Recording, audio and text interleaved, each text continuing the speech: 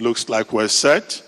Yes, indeed. The Anambra Governorship debate 2021.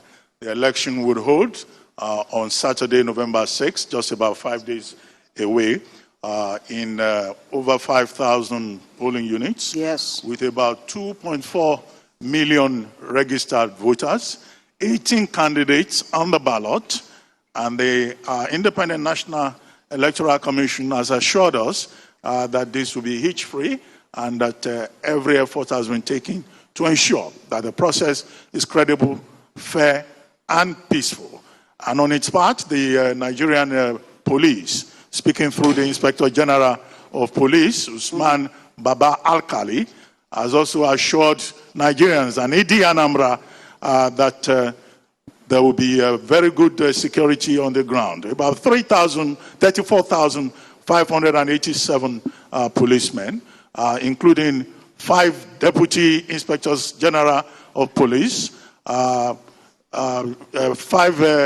assistant inspectors general of police, yes. Also 95 senior police officers, and 3 helicopters to be deployed by the police. Yes, indeed, and this really should give the Anambra electorate confidence to go out to vote come November 6. Well, all 3 gentlemen are ready now. They've taken their positions, ready to begin to get the questions that we'll be asking them. This will cut across security, find out what they have in store for the economy of Anambra State if they get the opportunity to become the next governor of the state.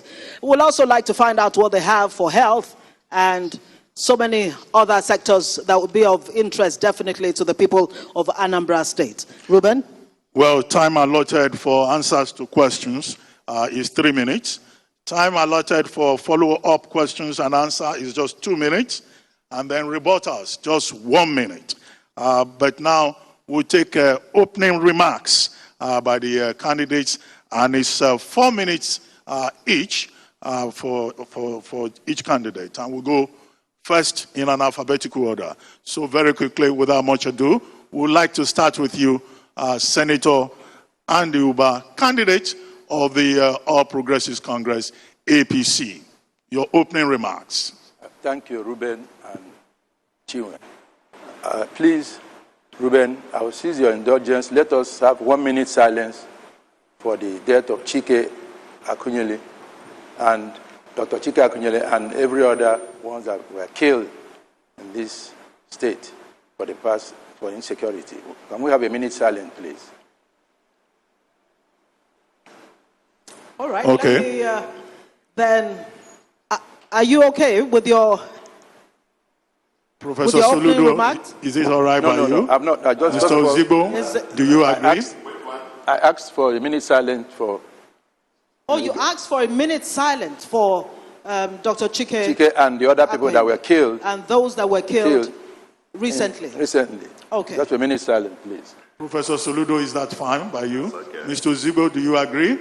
Okay, ladies and gentlemen, let's stand for a minute silence.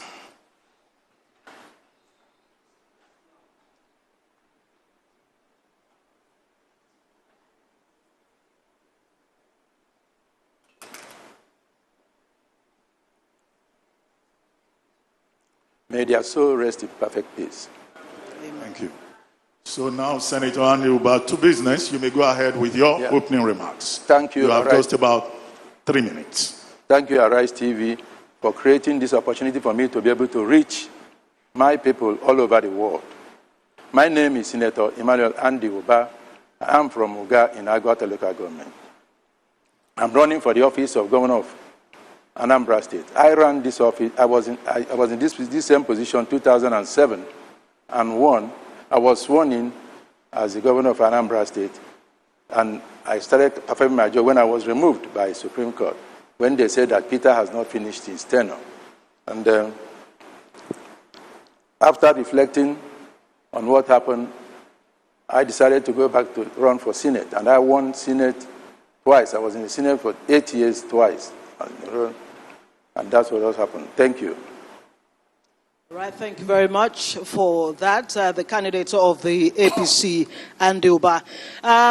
Let me bring in Professor Charles Chukwuma Soludo, or the candidate of ABGA. You have 3 minutes to make your... 4, okay, 4. All right. Because I thought Dr. Ruben actually gave you 3 minutes, but that's fine. I'll give you 4 minutes for your opening remarks, but it has to be equal time that we give to all of you. Thank you very much. May the souls of the policemen and all the people who have been killed, Konyele and all others, rest in peace. Let me start by saying my name is Charles Chukwuma Soludo. And to put a context that the world has changed. It's changing dramatically. The world is into the 4th industrial revolution.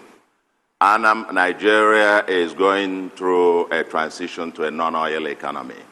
The challenges are huge nationally and for the sub-nationals. And that Anambra State, among the 36 states, must be looking for a transformational leader in these uncertain times. I want to suggest, dear friends, that given my knowledge, experience, networks, exceptional public service, and even exceptional private sector experience, that I offer myself as that candidate for the people of Anambra at this material point in time. I am a passionate homeboy, village boy from Isofia in Agwata local government, and a distinction grade in my secondary school. Of course, I didn't forge my secondary school certificate. With a first-class honors, a BSc, economics, master's and PhD, I am one who has had abundant grace and blessings of the Almighty all my life. In my 30s, I accomplished virtually everything there was to accomplish professionally, and I would say in every ramification. Became a professor in my 30s, traveled all over the world, lived in Ethiopia, UK, Europe, and America, consulted for over 20 international financial and development institutions, and traveled to over 45 other countries around the continent of the world. And now came back to serve Nigeria. I have served 3 presidents in the public sector. And I dare to say I have been a founder and co-founder of some of the major corporations international that are of international standing, including the Transnational Corporation of Nigeria. And in public service, I've served 3 presidents of Nigeria. President Obasanjo, Yar'Adua, and now currently the current president. And a grateful nation has honored me with the 3rd highest national honor in recognition of my distinguished public service. This is the time now for me, and of course in the world, I have been 3-time winner of the best governor of central bank in the world. And therefore for me, based on my global experience, my national experience and knowledge, I believe it is now time for me to come home. And as chairman of Anambra Vision 2070, and we've just finished a draft, we're about to present that any minute from now once we get a go-ahead. I think I have been able to think through the challenges of Anambra, going through the entire space, almost all the villages and community of this blessed homeland. It is now time for me to devote the rest of my life to giving back in full to the people of Anambra. We want a livable and prosperous homeland, especially for an itinerant people, a people scattered all over the world, but they now want a proud homeland. And I want to consolidate on the existing, what has been achieved by 4 years, to give Anambra a livable and prosperous, smart megacity that every Anambra person will be proud of. Thank you. Thank you, Professor Soludo. Now it's your turn, Mr. Valentine Uzibo, candidate of the People's Democratic Party, PDP. You have 4 minutes. Thank you very much. I am deeply, deeply grateful for the privilege of being given the opportunity to serve, to debate on Anambra governorship aspiration. You know, for me, it is heartbreaking, heart-wrenching, thinking about my dear state in the way it's being characterized. We've just observed a minute's silence for those who have died. But what are we doing to stop our future? How do we take responsibility? Who is orchestrating this? Who need leadership? At the state level, we have ABGA. At the national level, we have APC. To what extent have they done enough to curb this? It's not enough to observe a minute silence. We need to do more.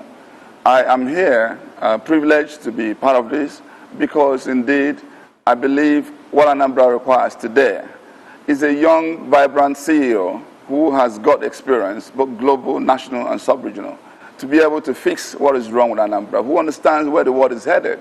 We're moving to a digitalized world. We need people who are trendy, who are modern, who are classy.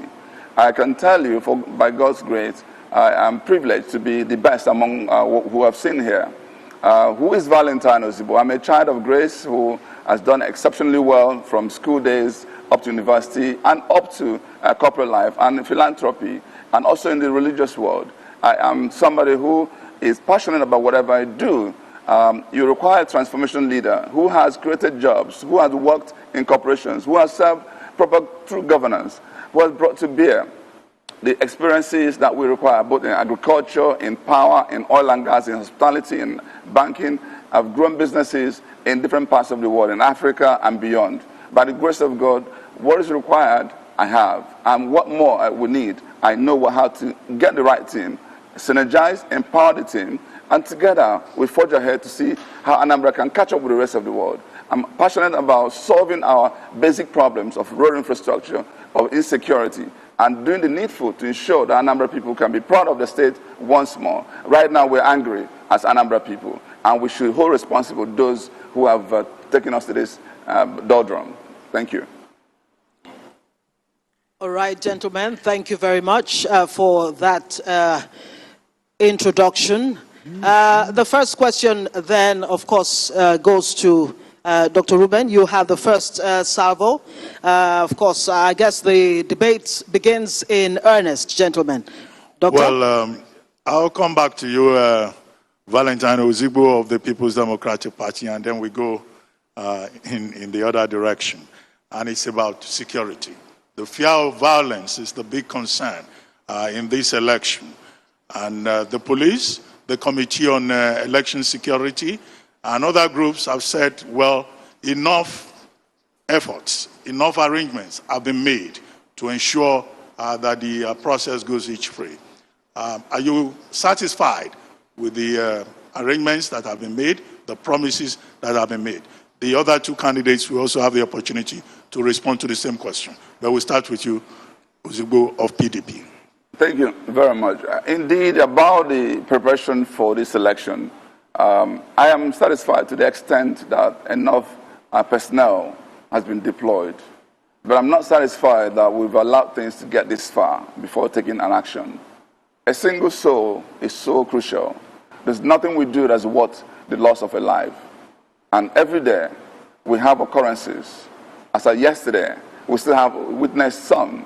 So, quite frankly, here I am urging my followers, Anambra people, to come out in March, because that's the only way we can end bad leadership.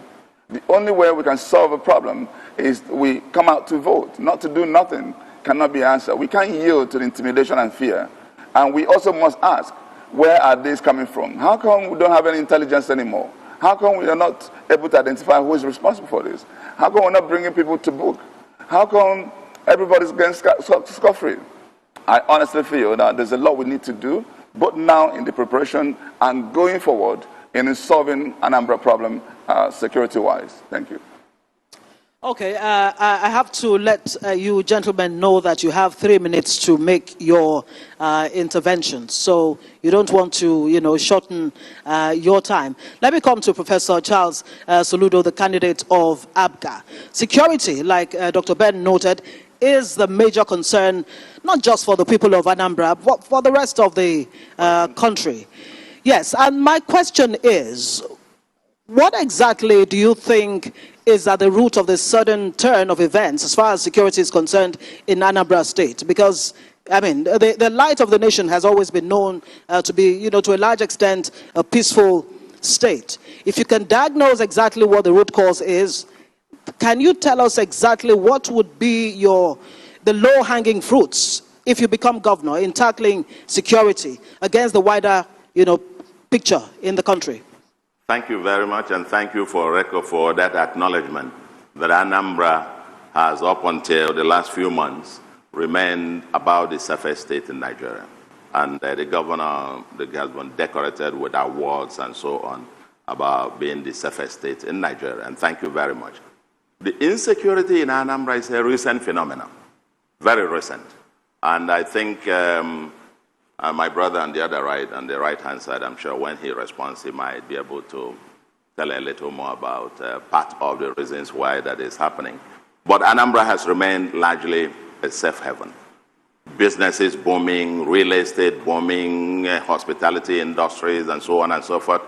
And recently, it is a challenge, and the governor, as the chief security officer, has risen up to the challenge.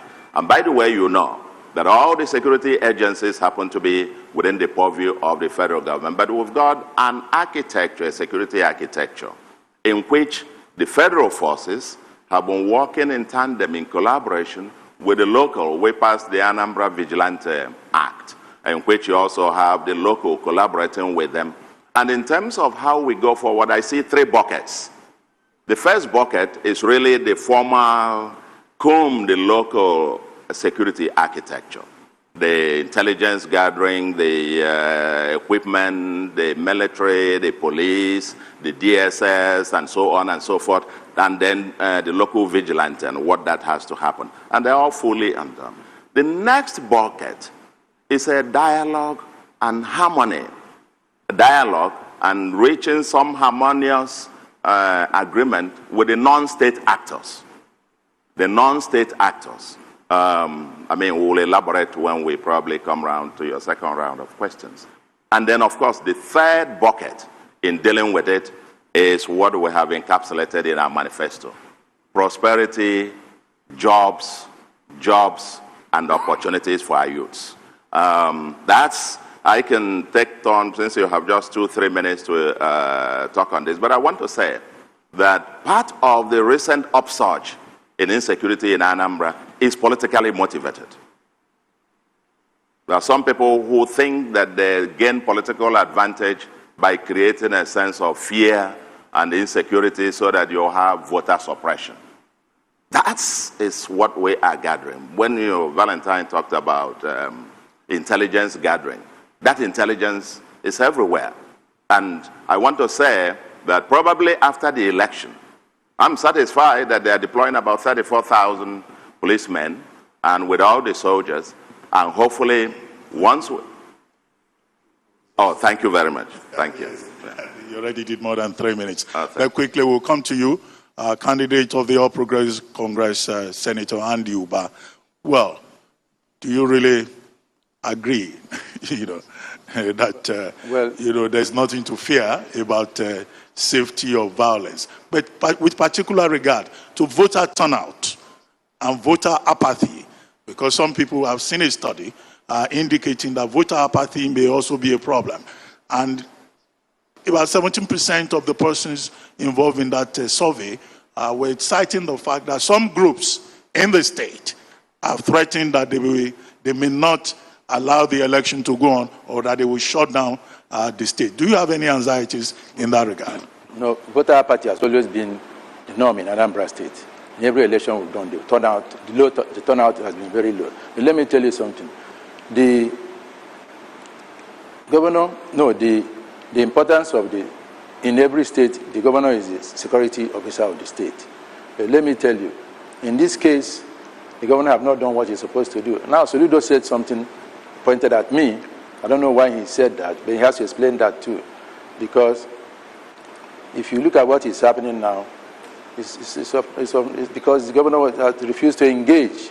When you engage, like in 2007, when I was going to run for governorship of Anambra State, I engaged the people that were involved, the Masaf group. I went to visit the Wazirika prison, talked to him about it. When they said shoot aside and there won't be any election in Anambra State, I went and talked to the people. I said, look, because of job, I said, let's sit down and see how we can handle this. At the end, we got this ironed out. And there was an election without violence. The governor refused to engage in that. You talk to them, bring them together, and see what their problems are. The problems are employment. There's no employment, and that's why the violence is getting what it is. So he is saying, I don't know what he wants me to explain about the violence, because I'm not a violent person. My party is not a violent party. We're not being violent in any form. So I don't know where that is coming from. He has to explain that to the public, why he's made the statement he made. But let me tell you something. Once we finish this election, which I know definitely that APs we are going to win, we'll see what will happen. We'll take care of this problem that we have in security. Look at the day that they called the security summit in Enugu. The government was campaigning with him the day of the security summit. Why would you do that? You were supposed to go and discuss security in your state. You went to campaign instead of going to discuss security issues in Enugu, where other governors were. He was accusing other governors of not cooperating with him. How could you go there and accuse them, rather than now saying that you didn't go there and campaigning? Campaign is not the issue. Issue is security. Once you have security, we'll have investment in the country, in the state. All right. I will give you the opportunity, Prof, to do your rebuttal, but we have to, take it to Valentine Ozugbo so that he can address the issue of how he will fix security in. If he becomes governor, what would be your approach, Mr. Valentine Ozugbo, to ensuring that Anambra feels safe and secure, their businesses, their persons, if you become governor, against the bigger picture, the prevailing situation in the country? Thank you so very much. I'm not sure my mic is actually working well. Is it? Okay. It's not. All right, please help us ensure that the mics are okay, it's on. Okay. So, please project a little more. So okay, I'll do my best. Yes. So basically, the single most critical need for Anambra is providing safety, security in Anambra, because nothing else can function well. And please, let's shift away from, casting blames to accepting responsibility. The reality is that both APGA and APC have failed Nigerians. This is general. And I'm shocked when my big brother Soludo was talking about how it was glowing economy in Anambra before election. Nothing has worked in recent times. But about security, there's a lot we can do. There's indeed a lot we can do. Just even go back to where P2B left it. Providing money monthly to the vigilantes, paying them, providing vehicles, and making sure they're well empowered. There's no community that doesn't know they're criminal around them. Just get things well around there. That's number one. That's quick, fix we can do. And then we'll move on from there to other things we can do on the economy side. We also are aware that when you have a thriving economy, when people are gainfully employed, when people are busy, they will not transcend into criminality. So we need to also identify that part. And then if there are agitations, people are clamoring for positive change, especially trying to move away from the problems that the elder generation have created. Of course, if they are the one that have created it, they can't be the one to solve it. So we need to go back to the younger ones, and this is why, indeed, I do stand advantage. When we engage these people, they will listen to us more, because they feel I was part of NSAS, for instance, and because I know exactly where it pinches. And it's important that we deal with this and manage those agitations and self-sustainable. And then before we move on to creating better architecture, how can we move on to state policing, where we can, I want to get to a point, I want to brag that Anambra police is better than Enugu police or something like that. So how do we begin to change these things over time? And this is why it's also important to look at the platform one is representing. Today, PDP has got the only chance of redeeming Nigeria from where it is. And this is why, this is not just about Anambra election, but in the future elections to come. We need to change Nigeria for good. Thank you. Valentine Ozugbo. So, Professor Soludo, yes, apart from clarifying the point raised by the candidate of the APC, what in specific terms will you also do if you were to become Chief Security Officer of Anambra State? Thank you very much, Ruben. And so I have 4 minutes, 1 minute to rebuttal. And on both of them, let's put it on record. First of all, you say you engage. You only engage when you want to run for an election. And after an election, you go on voicemail. You never engaged. Never spoke to anybody. This is the one, and I will talk about it, who has engaged in and out of season. You were in Senate for 8 years, not one word about the IPOB and the agitations in the Southeast. You were only engaging where you want to run. Insecurity in Anambra started with a PDP government and orchestrated by my brother on my right hand, kidnapping a sitting governor. It was a PDP legacy in Anambra. The PDP legacy in Anambra of burning down Anambra State. The violence, kidnapping, and so on and so forth on this state was started by PDP. When my brother on the right-hand side was at the engine room stoking up all the fires. So we know that.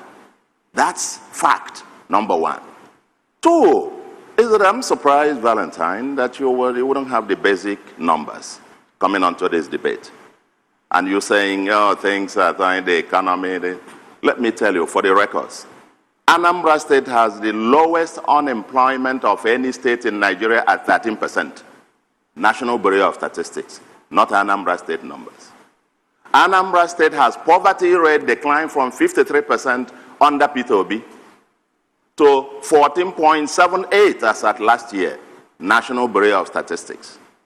Not our own numbers. Anambra State has the lowest underemployment rate at 17% of any state in Nigeria, National Bureau of Statistics. So when you want to say, and then, sir, Val, it is Governor Willie Obiano's government that passed the Anambra Vigilante Act. No, wait. That's just been done with the governor, with the traditional rulers as the chief security officers. All right, you've had your time, so, Prof. Now, so what I'm trying to say is your time is up, Prof. Sorry. Yes, let me take it to the candidate of the APC. Yes, yeah, you have the opportunity to have that rebuttal. But let me hold on, please. Let me land on my point. The PDP candidates just said that the APC and ABGA political parties have let down Anambra State as far as security is concerned. I know, gentlemen, Prof, I know you're passionate about economics and finance, but we'll get to that. What we want to deal with in this segment is security and how you will tackle the issue of security if you become governor. Please, I need you to bear that in mind so that we don't, go all over the place. Thank you so much. And so, Anduba, I'd like you to, respond to that. What would be your approach? Do you support the idea of using vigilantes, like the PDP candidate has said, if I got him correctly? Do you agree with the dialogue, as the ABGA candidate has opined? What would be your strategy in tackling insecurity in Anambra? Remember I talked about dialogue, Richard, when I started about dialogue. I believe in dialogue, and I believe in the vigilante group. Number two, we set up a response team. Can I answer what he said about 2 minutes. Okay, about kidnapping and whatever he said. I wasn't involved. I don't know what he's talking about, kidnapping. I had no business in that kidnapping. Come on. Now, there's a white paper that came out on there's a white paper on the kidnapping. Why didn't they put my name in the kidnapping? How has anything to do with it? What are you talking about?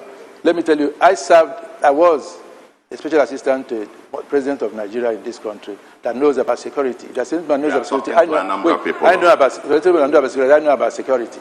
Now, let me tell you, he's talking about saying that I'm involved. I'm not involved in anything that concerns kidnapping or anything. It's not I wasn't in the country when it happened. I was outside the country. When the call came through to me, 2:45 in the morning, I picked the phone, said but the judge said he wants to speak to the president. I said, what happened? He told me what happened. I took the phone to the president. I woke the president and took the phone. The president asked me to call the IG of police and call Atiku, which I did. And the whole thing that's why the whole thing was stopped. So how could I have been involved? If I was involved, I wouldn't have made that phone call. Okay, so thank you. Yes. Okay, you still have some 30 seconds. Okay. I said I'll set up a response team in the state, whereby when something happens, there will be a number that will dial that will come to the rescue, and people immediately, there's an incident. I sponsored the bill in the Senate the bill I sponsored was the prison reform bill, which I sponsored in the Senate, that that was signed by the president into law. That's why it's a prison correctional institution in the Senate. You're saying I've been 8 years in the Senate and not doing anything. What did you do? I made sure you are the central bank governor. What have you done so far? You haven't done anything. You haven't done anything about it. You came from, they brought you to me, and I made sure. Brought you? My brother brought you. Yes. Okay. Sorry, audience, please. We need. How can you say what we know? Sorry, we need to point out at this here right now. No clapping, no jeering, no cheering, please. Please, absolute silence in the hall so that we can appreciate what the candidates are saying. Thank you very much. I will show you here without Conan. I never forged your certificate. Hello, Go gentlemen. Do you have secondary school? Of course. Hello, Where? gentlemen. What's that school? When? Come on. When did you graduate? 1974. 1974? Yes. Go That you have senior school certificate? Go and check. In 1974? Go and check it. I have a Professor 1974? Yes, go and check. You have Yes. senior school Go and certificate check behind your in Enugu podium. State? Look. It's forgery. Go and check it. The school is there. No, you are destiny is here. I don't know can what you show have. you It's to not you. mine. I don't know what you have. Professor from my Soludo. I don't know what you have. It's not mine. So let me tell you Professor something. Soludo, You are overstepping please your stay bounds. behind I don't know what you your have. podium. Sorry. Yes, He's please. a man that Thank came you. to Please stay Congo behind and your podium. came to- Well, very quickly, please. Okay, thank you. We want to keep this very civil. Yes. Thank you. No abusive words, no noise from the auditorium. And then, of course, I hope the candidates know that we have a technical team that is fact-checking what everyone is saying. If you make any claim, please be sure that it is correct, because we are fact-checkers. Candidate of the PDP, gentlemen, please allow the candidate of the PDP. He has something to say thank you. very briefly. 2 minutes. Yes, I'm glad a number of people are saying these were the PDP of the past, both of them. He was actually the candidate of the party, Sam, and these are the dysfunctional parts we're moving away from. We have a better PDP today. When my brother Soludo was talking, again, going back to those theoretical statistics, when a number of people can see what's happening, we have the best unemployment. Show me where the people that are getting employed. Look at it. I hope you're paying attention. Look at the road networks. Why doesn't he say that we have the worst road network in Nigeria today? What doesn't he say? Why doesn't he say that we have the worst competitiveness index? I mean, 23 different categories out of 35 in Nigeria. There's several things wrong with Anambra. And if you think it's still not broken, then you're not fit to be here. We know Anambra is broken, and I'm here to fix it. This is the reason I'm on this podium. Thank you. All right, thank you very much, gentlemen. It is understandable that we'll spend a lot of time on, insecurity. One more, let's just do one more. On the issue of IPOB, the proscribed IPOB, and you have the militant arm of IPOB, the ESN. What will you do with IPOB if you become governor? Charles Soludo, you have 1 minute for that, and I'll ask the same question to all the rest of you gentlemen. 1 minute, please. Did it me? Yes, please. Oh, thank you very much.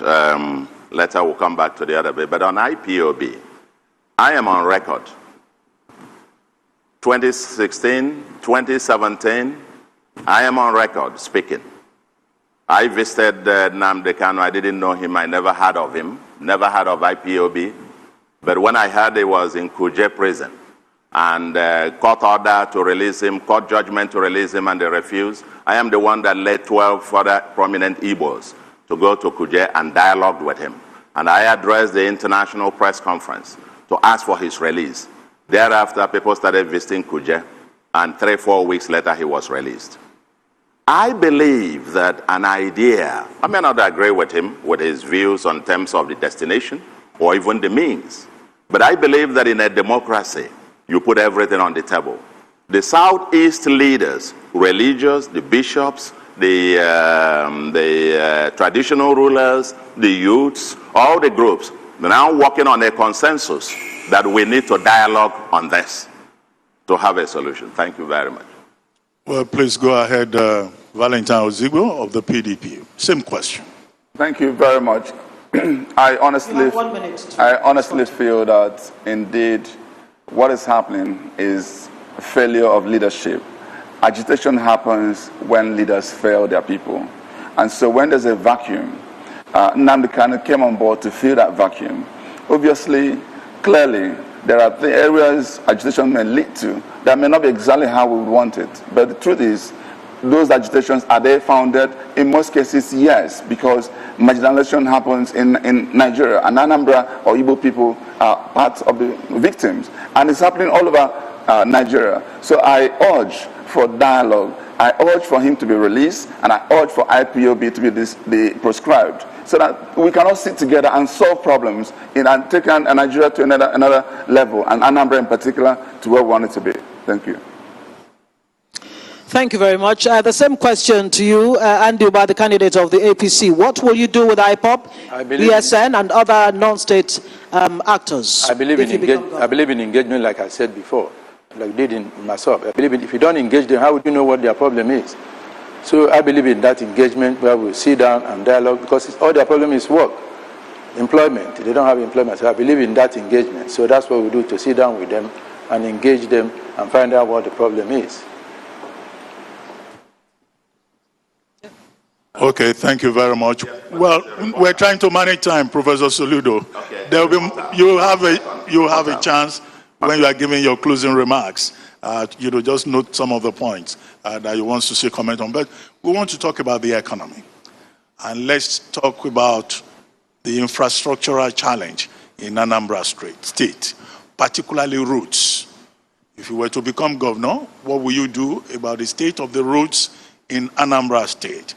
And also bear in mind the concern of many Anambrans who complain that whenever anybody becomes governor and they want to fix roads, they start in their own part of the state, creating concerns about equity, fairness, and justice in terms of the distribution of infrastructure in the state. Will you be fair when and if you become governor? I'll start with you, Professor Soludo. Again, it's 3 minutes. No, thank you very much, and I welcome this. He said something about the road.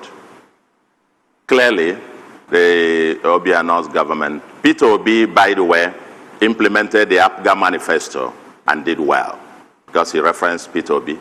Peter Obi relatively did well. He did the roads as an APGA governor, implementing APGA manifesto. Obiano has taken it to the next level. Not only did about 17 bridges, did some roads, and built us an international airport.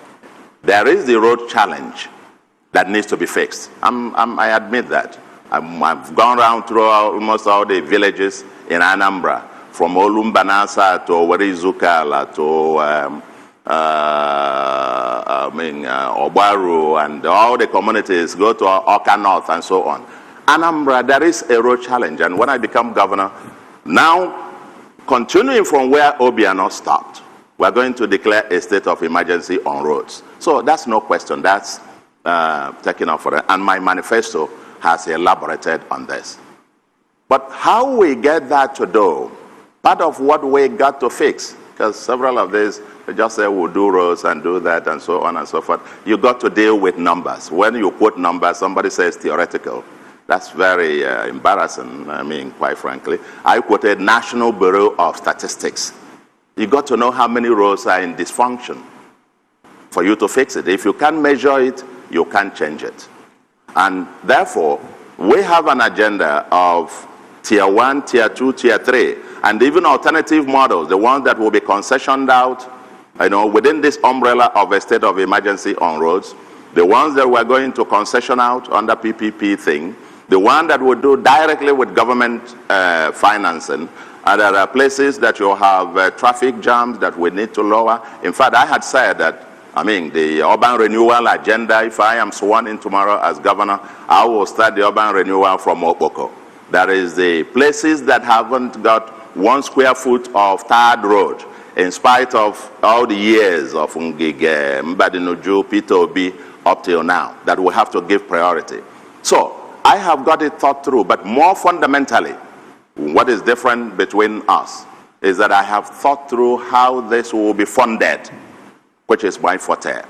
How and where are we going to get the money to do this? Because even if you devote the entire state budget to fixing roads alone, all the roads that have been flagged off in 1-2 years, you wouldn't finish them, the entire budget. And so there is a question about financing, alternative mix, and we have laid this out in my manifesto. All right. You've done your time. Thank you very much. Let me take it to the candidate of the PDP, Valentine Ozigbo. Well, some figures say that Anambra State needs somewhere between $5 to $10 billion to fix the infrastructure gap.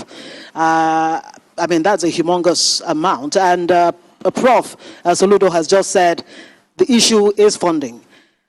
If you become governor, how will you fund the infrastructure gap? And it's not just roads, housing is there, and other infrastructure that's needed. Thank you very much. You know, when I made the mention of my big brother Soludo being a tourist, I wasn't missing word. I wish he could point to expertise in execution. Today, 3 of us are from the same local government, Agwata. In Amesi, where I'm from, my road, and Amesi road is better than Isofia roads, better than Oga roads. And these are people who have held high positions that I'm shocked that indeed they're actually even featuring on this debate, quite frankly. And also, I must say, when it comes to infrastructure, there are basic things we need to do. When you say you've planned it out, how the funding, I'm not planning it out. I already started announcing what I'm going to do with the roads. For instance, beyond deploying state resources, saving money from wastages that we see in this government, saving money and channeling it to where it's needed, I've also said how I'm going to leverage the power of private sector. In Nigeria, in Anambra State, the biggest asset we have is our people. How do we leverage our people and their resources and their intellect and ingenuity? And what I've done is to say, I'll create a competitive environment where people are able to support what government is doing, and we encourage them, we recognize them. So if you build 10-kilometer road in your location, which Anambra people are known for, we're actually going to complement, and with that, you can have a bragging right about what you're attracting to your community. And when we do that, we're going to have leftover of places we can now intervene with government resources. The point here is government money alone can't fix our roads. So we need to bring ingenuity beyond just what we can do with state resources, how we can leverage the power of private sector and also leverage the power of multilaterals. There's no other option available. So these are the options. You're not going to borrow expensive bank loans to fix. Is it that you're fixing with your savings from IGR and FAC, or you're fixing, and by cutting waste, by the way. Cutting waste is a major part of it. And then also channeling your energy of private sector, which our people are known for. We are intellectually sound and we are wealthy as a people. How do we get those wealth to work for us? And how do we now leverage the power of multilateral, especially in fixing many erosion sites that we see all over Anambra State? Anambra is totally shattered, not even broken. And quite frankly, we can't cling on to the dysfunctional past in solving the problem. Well, candidate of the All Progressives Congress, your take on infrastructure, routes that we've been APC, rather, All Progressives Congress APC, the routes that we've been talking about, but even beyond the roads, another major piece of infrastructure that we now have in Anambra is the international airport. That airport was commissioned. So if we were to become governor, what more will you do to make sure that that particular infrastructure that is now in place is of a greater benefit, of great use to the people of Anambra? But start with the roads, and then maybe you add the airports to it. Now, for the roads, I will declare a state of emergency for the roads. It's deplorable what the roads are. And he is saying that you've been advising them for the past 16 years. You couldn't advise them on the roads. You are saying speaking all this long English here. You couldn't advise them on what the roads are all about, or how they could take care of the roads. You were the senator. Well, yes, I know what I did. I know what I did. And the federal road in your constituency are federal roads. Totally, you go with helicopters. Professor Soludo, you get a chance. Not speaking long English. If you're the advisor, you should have advised him in a way how they can handle this. Please direct your contribution. We would have advised them on how to. Well, we set a state of emergency on the roads. We'll make sure that all the roads are being looked at very well. Secondly, the airport you mentioned at the airport. Yeah, I'll make sure that I get the airport everything they need in order to operate, because it will be a very busy airport, one of the best airports they have. That I acknowledge. But we have to do so many things to make it work well. Right now, it's not working, and I'm sure as a governor, I'll do that. And when you're speaking about where we will get the money to do it, because, yeah, we look at instances like plugging up the IGR. Now, if you look at the governor they're building a 10 billion conference center. Why couldn't they put it on the roads? 10 billion. That's what it costs. Now, if you go out there and look at it, there are about over 1,000 buses branded. What are they doing with that? Branded with Soludo's picture on it. Just right here, over 1,000 buses branded, and people are suffering in the state. There's no road. What are you people doing with it? Okay. All right. Let me bring it to Professor Charles Soludo. Would that be fair? I believe Valentine Ozigbo has already made his intervention. Okay, on the issue of not just infrastructure, the economy as a whole of Anambra State, with figures that we have, GDP per capita of $1,615. The IGR as at 2020 of Anambra State stands at about 28 billion naira. If you were to compare with states like Lagos that have, boast of about over 400 billion naira, you would say that is almost nothing. How will you shore up the IGR of Anambra State without resorting to going cap in hand to the center that has been the practice till now? Thank you very much. And I think on this platform, there is only one person with the experience who has done it before, who has not only drafted plans. I drafted the National Economic Empowerment and Development Strategy of the Obasanjo regime, and that created about 12.8 million jobs in this economy. And that was the golden era of Nigeria's economic transformation. Again, that is not, we don't deal with theoretical figures. Facts are facts. I think the first thing you do when you want to govern a place, you even want to plan, is that you must have great respect for facts. Facts. You don't just throw up and say, I can feel it. Facts, quote your source, and then we can deal with that. And I have said, for me, coming in, IGR is an issue, and it's 28, but it's come from less than 10 billion when this government came in. And we still hope that there are several leakages that need to be plugged. We deploy technology and so on to ramp up our IGR. Certainly comparing with Lagos is a no-brainer. Lagos is about 30-35% of our national GDP. It's not comparable. The size of the economy of Anambra, we want to ramp it up, our IGR, to about somewhere around, if we can make 5%, just 5% of the economy of Anambra in terms of our IGR. And we believe that we have got the experience and the technology to do that. We have done so before. I have developed plans that worked. In the financial services, I developed plans and clinically executed. I was not named the best governor of central bank in the world for nothing. Execution was the major reason given by the Financial Times. And therefore, when I promise and I say, this is what we will do, I promised consolidation, they said impossible, we delivered. I promised to transform the bankrupt mint, they said impossible, we delivered. I promised to deliver, set up a transcore. My friend Obo Tudeko and Co said it was not desirable, but it's got done. And so on and so forth. My record in public service is that I do what I say I will do. And on this one, we're going to ramp up IGR. And of course, come up with some other creative financing, project finance, for example. It's one that I also here, I think I'm the one with the experience who has had to raise over $1 billion to set up a financial institution. And we're going to set up Anambra Development Fund, and I have stated there on my manifesto, $200 million for a start. And then we want to ramp it up over time to $1 billion. I am the only one on the podium who has done it before. And for Anambra, it's a piece of cake for me. Well, let's come to you, candidate of the People's Democratic Party. How will you improve upon the state's fiscal performance? One report says, well, the fiscal performance in the state appears to be a bit decent, but there's still a lot more to be done. Yes. And then you have the challenge of poverty in the state, about 14.48%. And then you have unemployment rate of 44%. If you add under unemployment to that, you have about 60.70%. Wrong.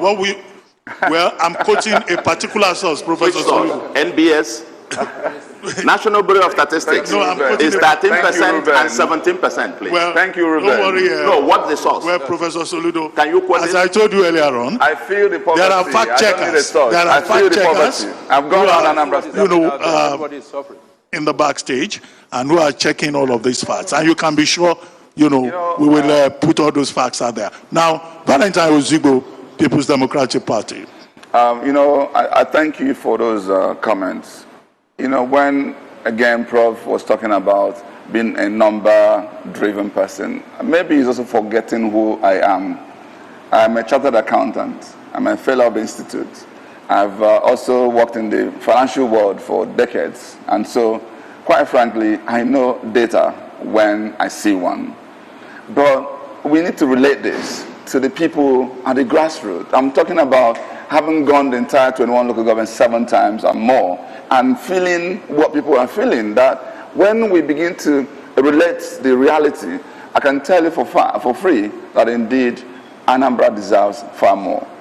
And in terms of awards, it talks about awards received as central bank governor. I was in banking those days. I really don't want to delve into things we shouldn't be talking about today. But I can tell you, what we suffered was failure of regulation when he was central bank governor. The number of jobs that we lost is unprecedented after he left. And you know why?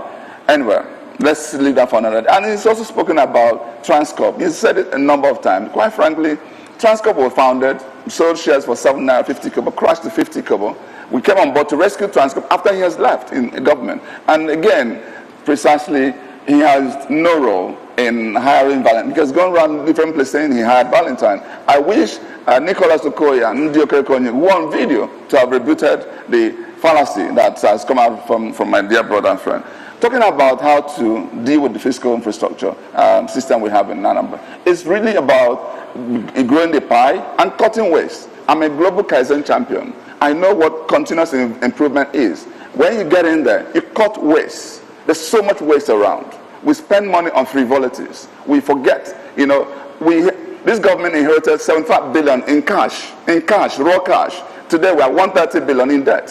We generate about 28 billion in Nigeria, and about 50, about 78, up to 80 billion. For 8 years, do the numbers. What have we done with it? If we do well, we can raise easily in 8 years 1 trillion naira. What can we say we have done with this economy? Quite frankly, there's a lot more to be desired. And I keep saying this, please, in the Anambra, can we move away from the past and cling on to reality? Thank you. All right, very quickly to the candidates of the APC. Let's talk about the debt profile of Anambra. Domestic of the APC, yes, domestic profile. 59.98 billion naira, that's the debt profile from the domestic end. The foreign end, $108 million.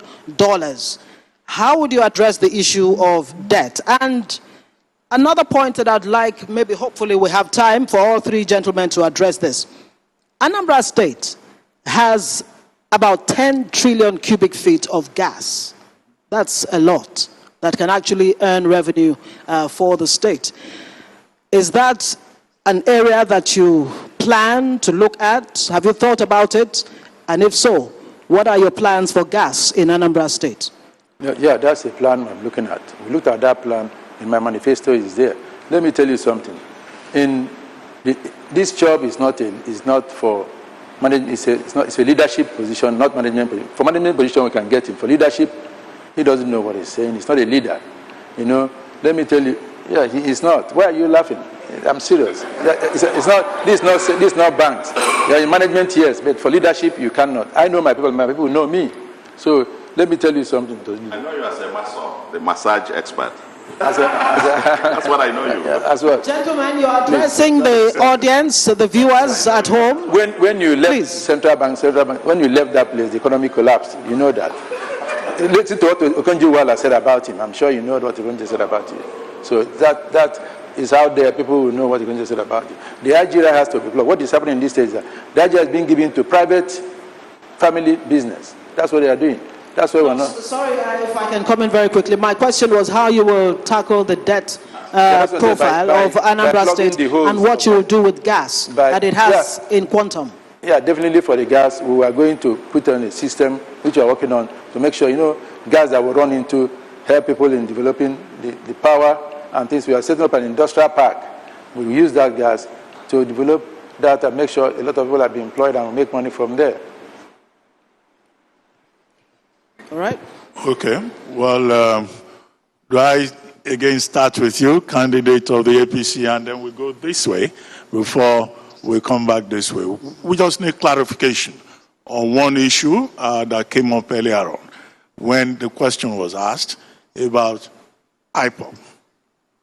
Do you condemn IPOB or do you support IPOB and similar groups in Anambra State? Let's start with you, candidate of the All Progressives Congress, Senator Andy Uba. For me, talking about condemning or supporting IPOB, we need to sit down and dialogue. We need to find out exactly what's the problem. Killing people are not that cannot get us to anywhere. That cannot give us the independence or the freedom that we need. We need to sit down and engage and be sure what we are talking about, what their needs are. When you see that, me condemning IPOB or supporting IPOB, it's not what I'm going to say, because you need to see what the problem is in the first place before you can tackle the problem.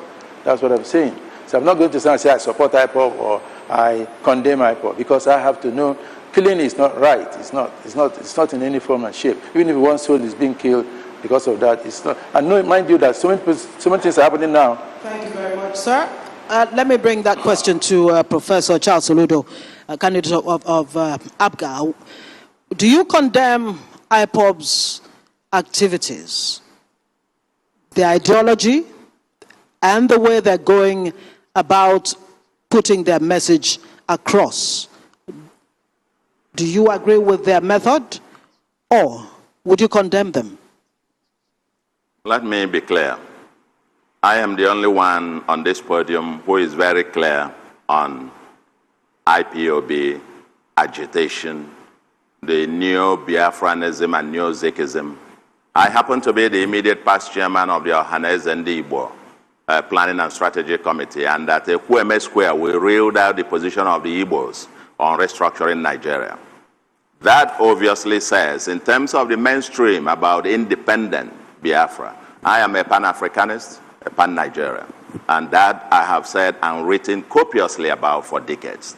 However, I am on record to have also said that the IPOB deserves to be heard. That this thing where the idea that the agitation cannot be shot down by a gun. When my brother says you have to find out, he's living in the moon.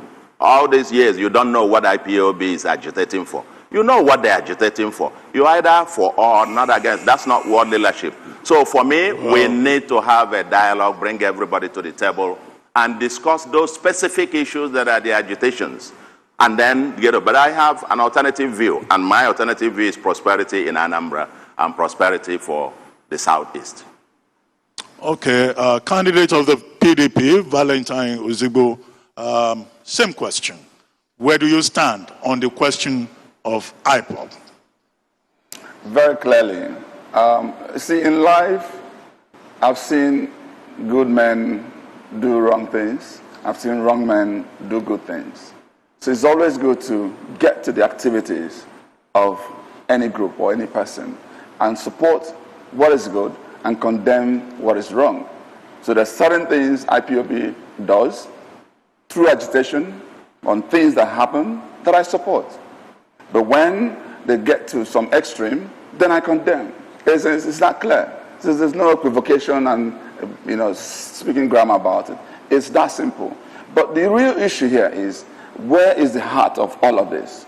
I can tell you, if not for the way the current government at the level, both state and federal, handled IPOB question, we wouldn't get to where we are today.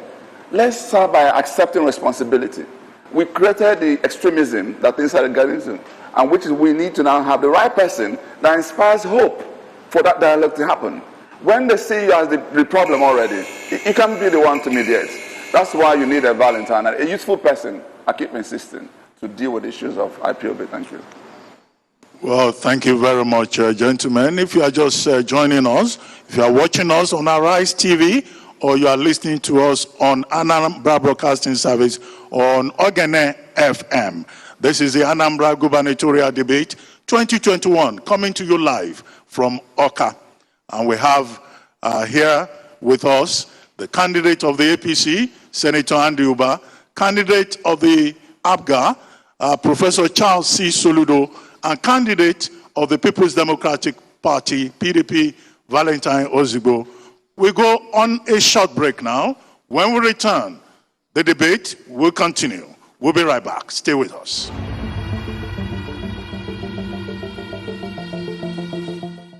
Thanks for staying with us as we have this debate between three candidates. Of course, the candidate of the APC, Andy Uba, the candidate of ABGA, Charles Chukwuma Soludo, Professor. Of course, the candidate of the PDP is none other than Valentine Ozigbo. The three gentlemen have been responding to different questions in the course of this debate. They've touched on security, touched on what exactly they have in store for the people of Anambra as far as infrastructure is concerned. We'll still stay a bit on the issues around the economy before we move on to other points. Doctor? Well, very quickly, I was going to raise this question, and I think I should start with you, candidate of the APC. Anambra is very famous for its large population of billionaires. But many of these billionaires, they are great investors in other parts of the country. They often just come home for holiday or to come and take care of their country homes. What will you do if you were to become governor of Anambra State to attract these investors, these billionaires, to Anambra State? Some kind of incentive, particularly now that there is an international airport here. And why do you think many of these likely homegrown investors stay away from Anambra? First of all, you have to make sure that the security station is calm. Make sure they are secured when they come. Number two, you have to give them some tax incentives, whereby when they come, you give them some years of tax incentive that will make them to now bring their investment in Anambra State into housing, into petroleum, oil and gas, into different sectors. You have to give them incentive that will make them come back. But there's no such incentive in this government. I have to give them tax incentive that will allow them to invest their funds in the state, because they will be investing in many places, in Lagos, Kano, and different places. They're not doing so here because they don't have, one, the security, one, they don't have the tax incentive that will help them to invest their money. Thank you. All right, let me take it to the candidate of ABGA, Professor Charles Soludo. The same question. How will you attract foreign direct investment? And what will be your strategy to encourage local investors? Like they say, charity does begin at home. Thank you very much. Just one line. First of all, corporate taxes are within the federal exclusive list, not state. State doesn't have power to give tax concessions to companies. That's given. Now, what we have in our manifesto, we have a full agenda to make Anambra the #1 place for the ease of doing business. We've got stuff, items from industrial parks that will be gas-powered. We have the enablers in terms of security.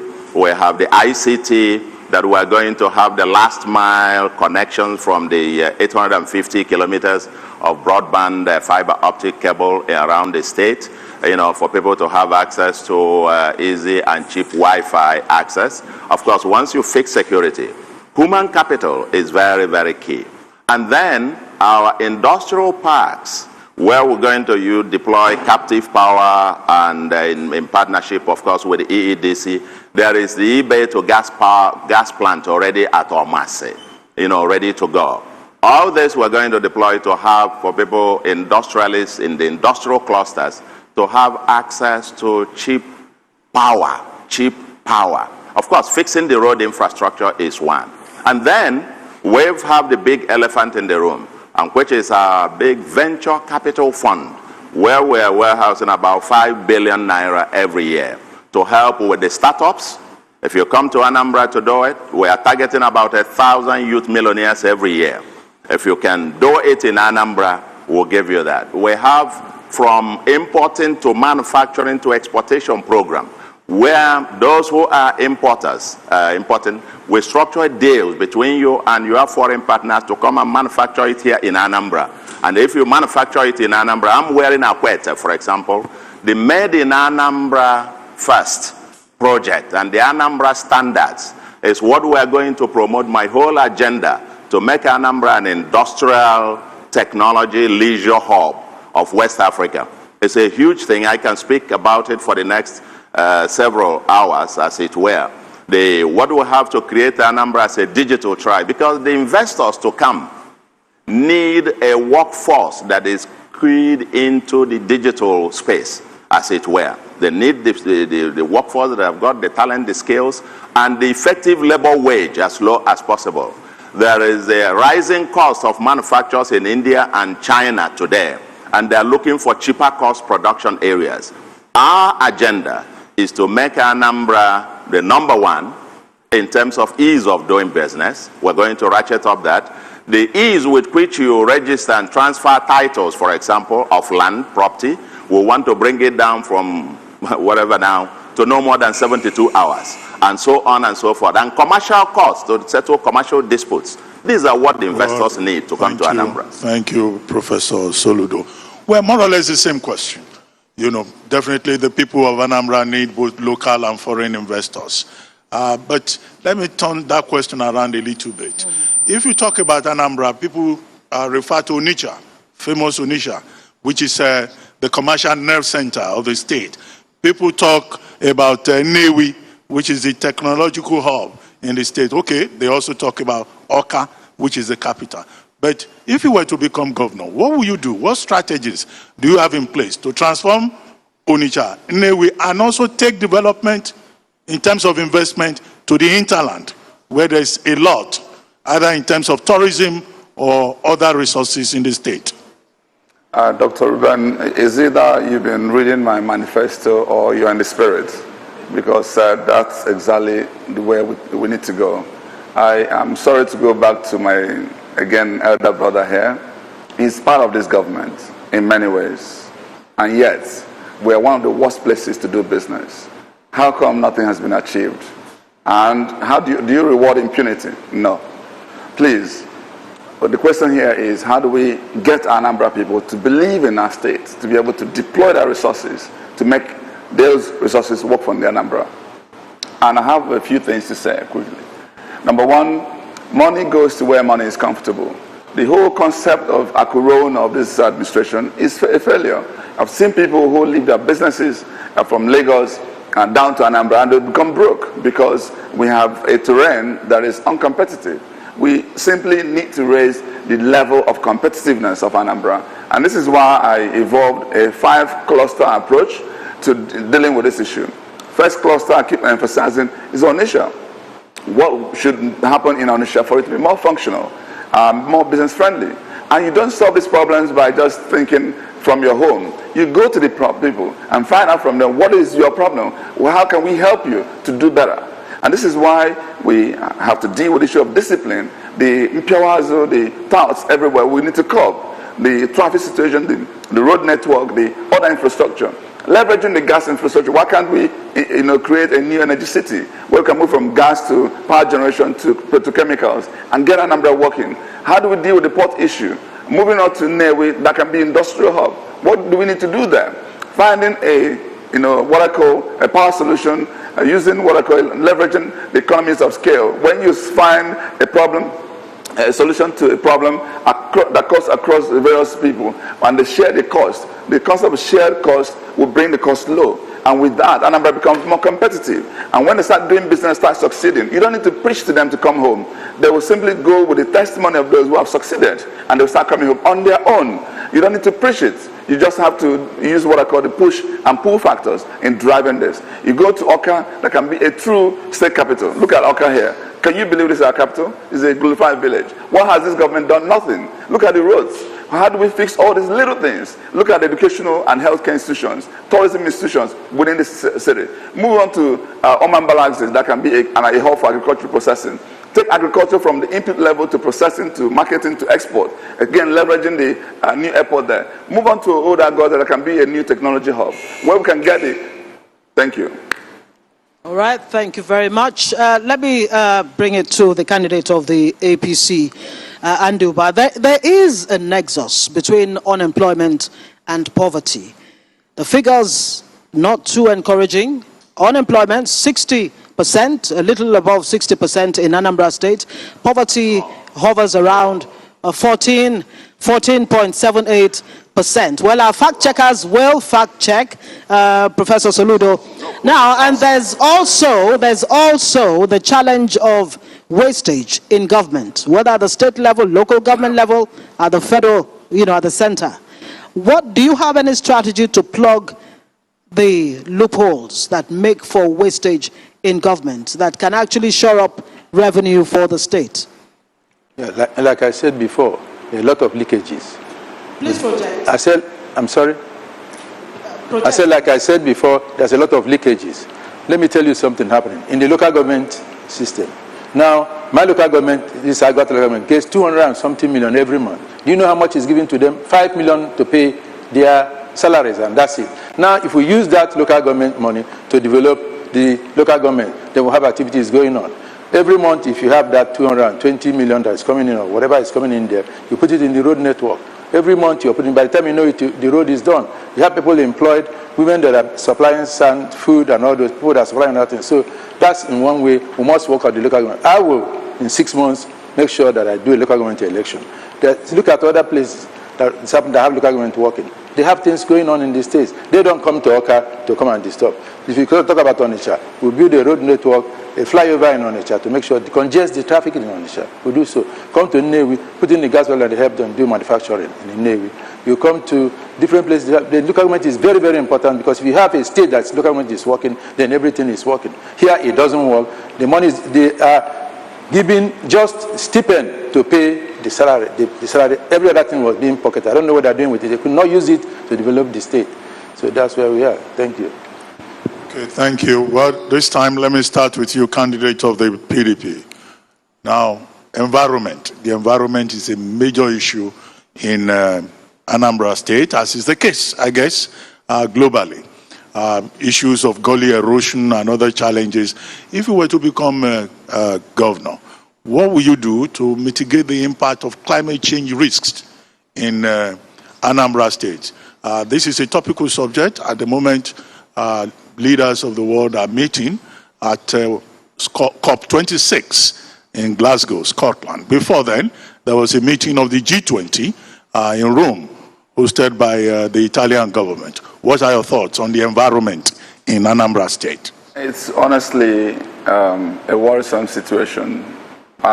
Just yesterday, I was in a gully erosion site, one of 6, in just one small community called Achina, to see for myself the lamentation of the people.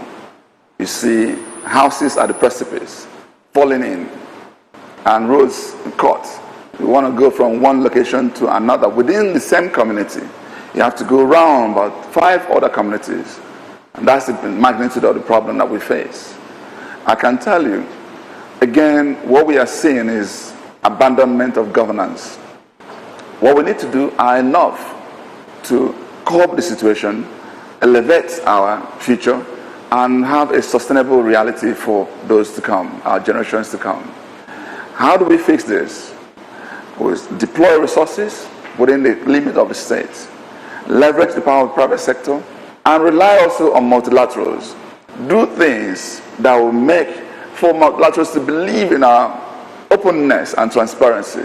Because if you have a governance and leadership that is opaque, that people don't know what you're doing, they will not trust you enough to deploy those multilateral resources to get these things done, because some of these are going to be quite expensive, and there's some we can deal with simply by direct labor, just by providing small employments, and can curb this problem. And move beyond that from gully erosion sites to things like, recycling. There are a number of things we can leverage to recycle and generate renewable energy within Anambra State. I have one gentleman, Boskel, who has supported my banking days, who has gone into this area, providing this solution to places like Lagos. We are putting together a master plan to ensure that we deploy this in Anambra once I get into power. Once we're able to do this and just have that sense of lack of wastages and providing process improvements, you're able to save more and actually curb and care for the future. I can tell you, environment is a major issue, and let's deal with the ones that hurt us the most. We may not be able to get into what type of power generation sources. Let's get the power done. But the ones that live with us, that people are complaining about, that we can deal with, and over time, we can solve the problems on a sustainable basis. Thank you. All right, great. Both of you gentlemen, candidates of the APC, I'd like to get your intervention on the issue of the environment. The challenge, okay. Prof, we'll get to... Bypassing me. Okay, all right. Sorry about that. Let me come to you then. It's fair. Fair enough. On the issue of environment, climate change, like Doctor said, COP26 comes up very, very soon. The climate issues are very, very critical. Of course, Africa is at the receiving end of the impact or the negative impact of climate change. Bringing it down to Anambra, the ecological challenge, erosion, and all of that. What will be your solution? Thank you very much. To say that, and I'll come to the solution. What I have heard is people throwing up the same problems, but without providing the how to solve it. And now the how is what we must discuss. I am the only one in my manifesto that identified the environment as the #1 existential threat for Anambra State. It's so stated in my manifesto, and it is so. And I have a huge, one of the 4 buckets of how we go ahead is the environment. How to get clean, green, planned cities, markets, and communities. That's what that agenda I have really thought out. You want to believe, if you want to know the magnitude of, we talk about this gully erosion. Gully erosion is one. I was at the Semachina, and I was at Oko, and I visited several of them about this gully erosion. They are threatening, homes are falling down, and so on and so forth. Far beyond some of the gully erosions, far beyond the financial resources of any state government. Even if you spend the entire state resource to do that, that's a no-brainer.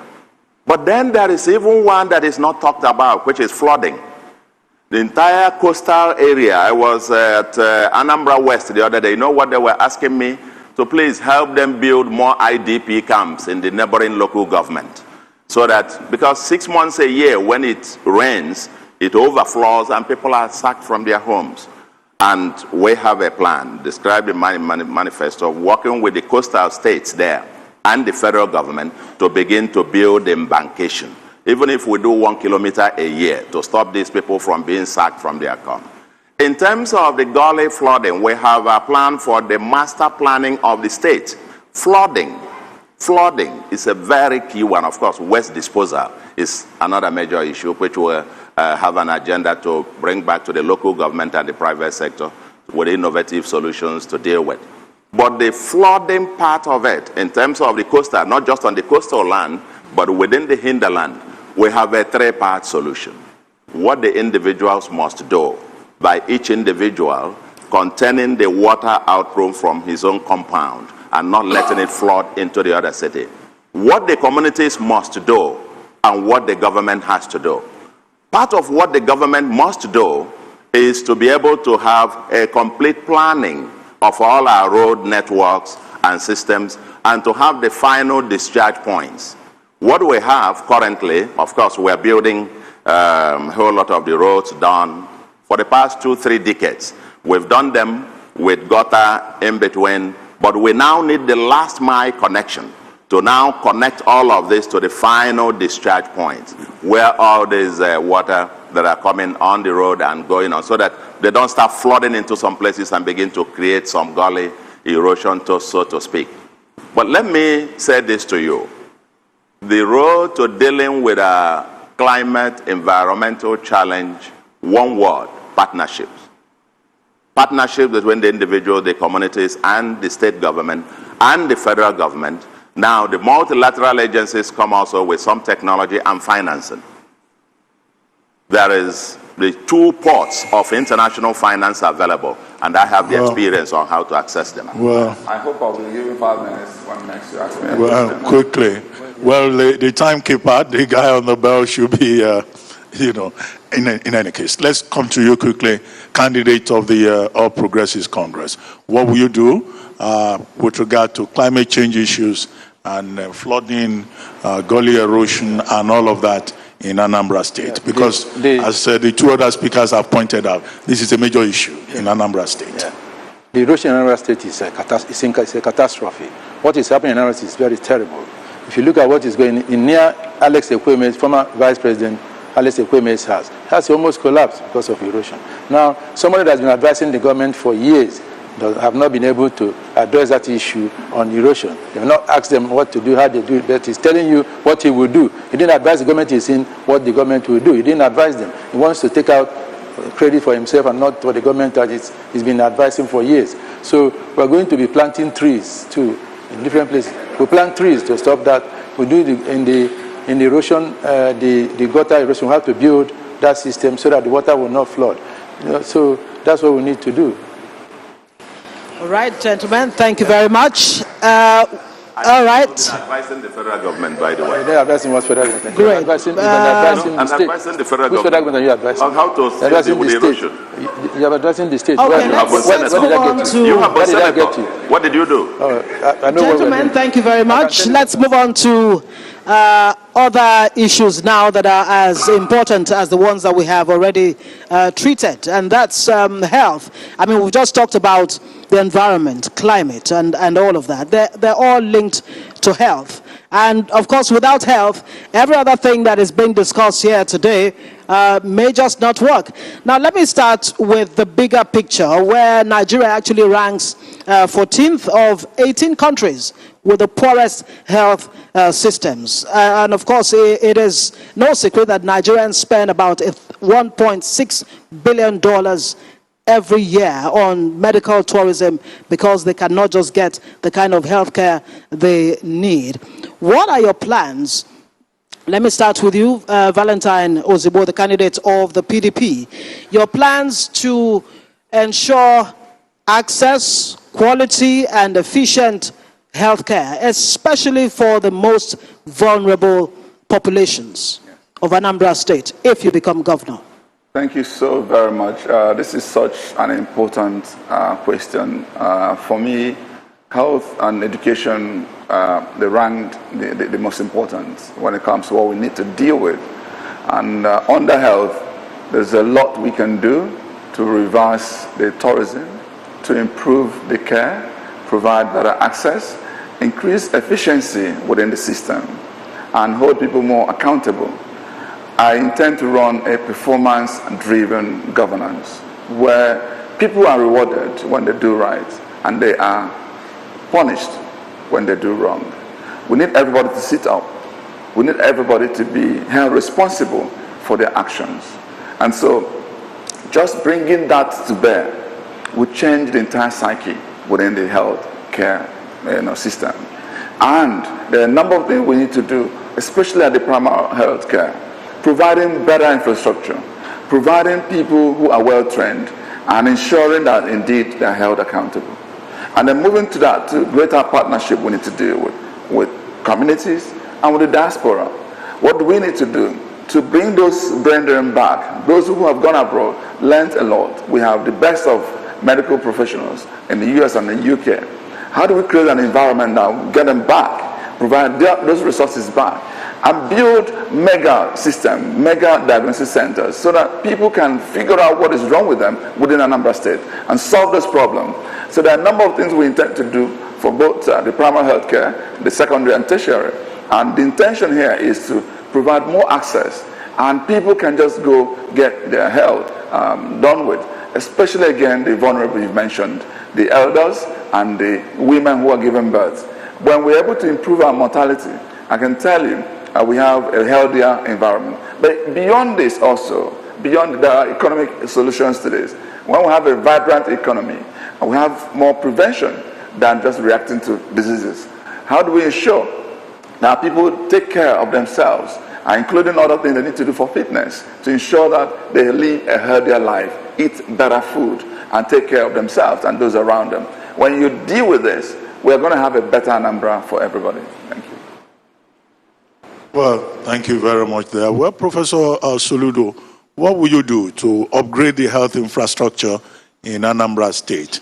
And, you know, if you were to become governor, you will be a post-COVID-19, if I may use that phrase, governor. And COVID-19 is a major issue of concern globally. In Anambra here, we're told there are about 2,173 cases reported, and that only about 9 persons reported dead. But generally, there is a vaccine apathy. There's also COVID-19 skepticism. But in all of this, what do you intend to do in the health sector? Thank you very much. One point to make is that I kept saying this: if you can't measure it, you cannot change it. If you don't even know what the data is, if you don't know whether you are cooking for 2 persons or for 300 persons, you won't be able to execute anything. What I've been hearing here is all, we will fix this, we will do this. Let me, for records, say that about 75% of the healthcare facilities in Anambra is actually private sector driven. It's about 25% that is within the purview of the public sector. So that is for starters. And then for COVID, as you said, Anambra has done very well. If you look at in terms of the 400 and something thousand tests done, the number of confirmed cases, 2,000 plus, and number of deaths, we're about one of the lowest, if not the lowest in the country. And over 92,000 vaccinations so far. The state is doing awfully very well. And I think we have the only state where, a general hospital is actually administering vaccines. So on COVID-19, Anambra is doing well. We need to consolidate on that and continue to go on. On the health, generally, 2 big-pronged approach. First is what we call the lifestyle change campaign. Lifestyle change campaign. Change in lifestyle can be everything. My wife has a way of putting it. It says you eat clean, you exercise dirty. And we're going to have that campaign squarely. But on the other bits about fixing the public health infrastructure, obviously we need heavy investment in that sector. We will be working with our private sector. That is where our strength lies. We have thousands of Anambra people domiciled in the US and Europe who are medical doctors running big hospitals who want to leverage them. That is where I want to provide leadership. I'm already in talk with several of them who want to build heavy infrastructure. Somebody is actually investing already about $30 million to provide, equipping one of the hospitals to have the best diagnostic center in Nigeria. We're going to leverage on that resource, but then we need something about big data. Okay. We need to scale up our health insurance system that then offers people access to health insurance and free treatment or subsidized treatment. We need to upgrade the infrastructure in our general hospitals and our town clinics and primary health centers and so on and so forth. So I think, yes, big data, insurance, addressing personnel in terms of training and remuneration of the healthcare workers, as it were, without dealing with this, in terms of these buckets. I think the healthcare system in Anambra will continue to get better. But the private sector angle and the partnership with the state is where we're going to bring quite a huge agenda. Thank you very much to the candidate of the APC, Andy Uba. Prof thinks Anambra has done well as far as COVID-19 is concerned. I wonder if you agree, and if you become governor, what would be your strategy in pushing back the impact of COVID-19? On the issue of vaccines, would you go the way of vaccine, mandate? Would you make vaccines compulsory in your fight against COVID-19? And of course, on the issue of primary healthcare and all of that, how would you address healthcare and make it more accessible, efficient, and effective? First of all, my government will establish 3 zones, 3 different health zones, hospitals in the state. We will use the existing hospitals that are in the 3 zones and upgrade them with equipment, upgrade them with doctors that will bring in, increase their salaries and make sure that they have the right equipment. We're not going to build new ones. It will be a waste of money. We'll upgrade the ones that we have already in the system, the 3 senatorial zones. And number 2, when it comes to COVID, well, I'm not sure the state has done well too, because they would have used the churches to talk about distribution of the vaccine. Traditional institutions they could use all kinds of things, but they are not doing that. They're not going through the way of trying to treat that COVID. We have a lot of numbers of people that are sick, even though they're hiding it, they're not putting it to the public to know. A lot of people are suffering from this situation. So I would want us to now come together as one, get our brothers that are outside the country that wants to invest in health, bring them in to invest in those 3 senatorial hospitals and make them up to date, so that people don't have to go give them health insurance program, health insurance that they have, so that they don't have to pay more money when they come to treat themselves. Thank you. Okay. Thank you. Well, gentlemen, let's take on one more very important subject, which is education. Anambra State is known for its intellectual giant in virtually every field of academic endeavor. But unfortunately today, Anambra State, school enrollment is on the very low side. There are schools that are not well kept. There are teachers who complain about salaries not being paid. There are persons who have retired, but they've not been replaced. A lot of issues. Now, education. What will you do to improve on school enrollment, the state of the schools, the welfare of teachers, from the primary level to the tertiary level? Let's start with you. Candidate of APGA, Professor Charles Soludo. Thank you very much. Again, on data, and I will still challenge you to mention the source of your data, because I think your data on unemployment for Anambra, it's not that of the country, is wrong. NBS has a different one. But I come to statistics. First of all, I'm the only one here. I happen not just to be a professor of economics, a teacher myself, but I have experience running a school. I run a school now with over about 900 pupils there. And I have scholarships all over. I pay about 25 PTA teachers and funding scholarships and paying for jump. So I know what the system, you've come into my terrain. Anambra State educational system, talking about numbers again. When you talk about enrollment, it depends on which you are referring to. Ruben, if I may just point out to the statistics. Primary school enrollment. The primary school enrollment data you probably have, you probably don't have that of the private sector.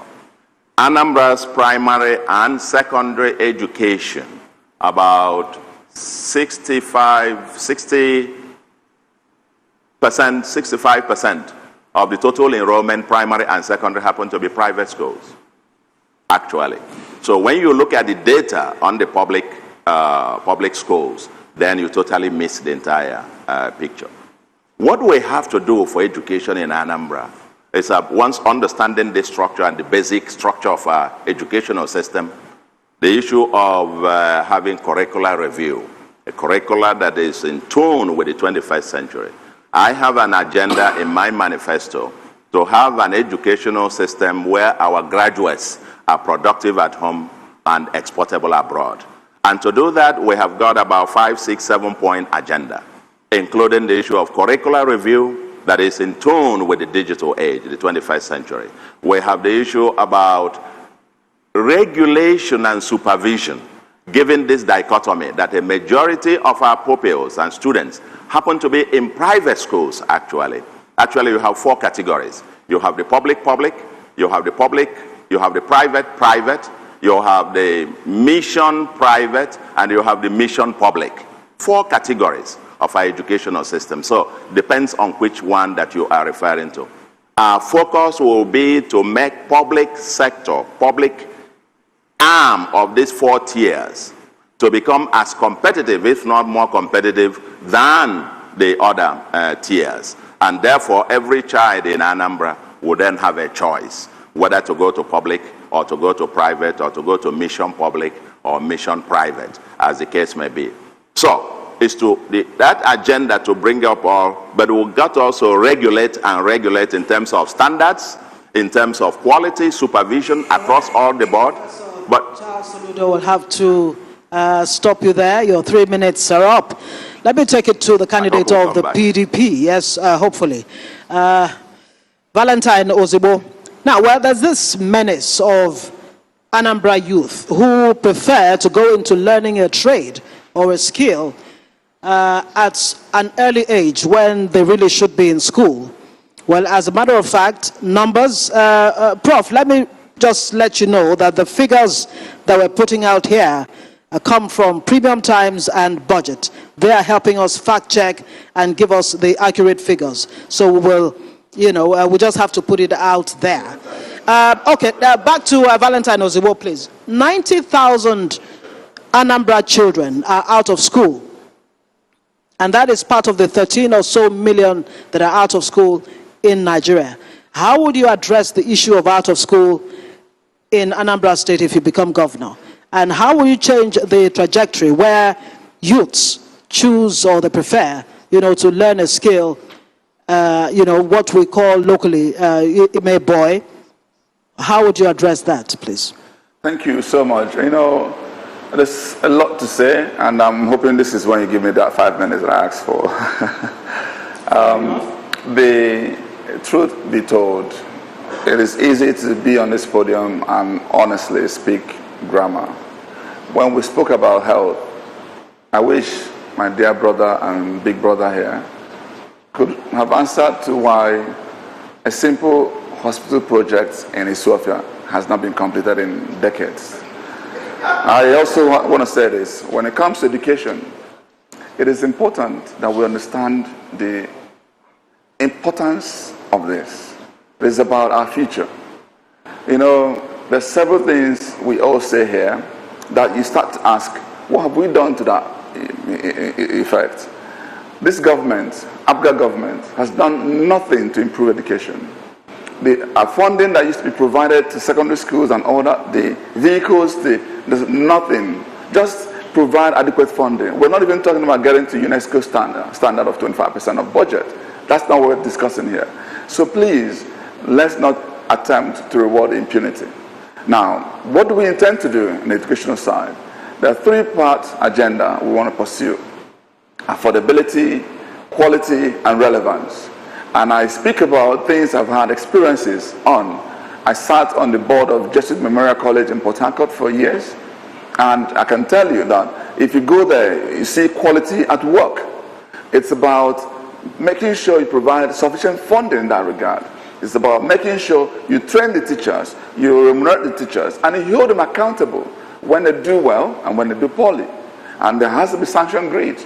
You go there and you do what I call management by walking around. Visit the schools and see and eat with them and learn with them and see what areas that we need to improve on.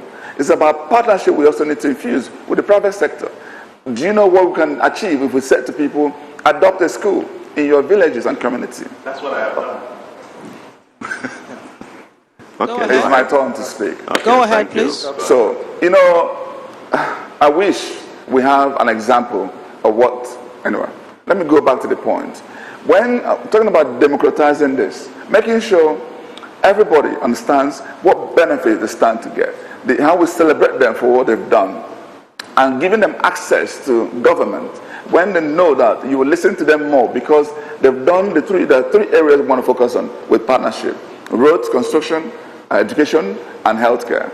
That if they do things in this regard, I will respond to them as a governor more than I will respond to any other person, because these are the areas of emphasis that when we do this, we are unleashing the power of private sector to bear in solving these perennial problems we face. So I want to submit, indeed, that if we're able to pursue this three-pronged approach of solving affordability problem, quality problem, and of course relevance. Under relevance here, we're talking about ensuring that the curriculum, again, is attuned to solving the world's problem we face on ground. Yes, let's come quickly to you, candidate of the APC, Senator Uba. Education in Anambra State. What's your strategy? Well, education in Anambra State has collapsed completely. completely collapsed. Now, let me tell you, my government will give a compulsory free education, basic education in Anambra State. And number two, I want to tell you something. Now, there's a WAEC, they took WAEC, and Anambra person came first in that WAEC for this year. Where does Anambra person live? She lives in Lagos. What did Lagos do to make them that smart? That's what we're going to find out what Lagos did. The last year own was in Port Harcourt. What did Rivers do to make them come first? Well, but nobody from Anambra itself comes first from Anambra. Why? Because the educational system has collapsed. Now, we have to employ the best teachers, pay them very well. We have to make sure things are done right in education. Now, if you look at, like I said, look at outside there, they have over 1,000 buses branded. They can't even use the money to pay the school fees of the children or help them in school. They have building a 10 billion conference center. Why? Why don't you put it in education?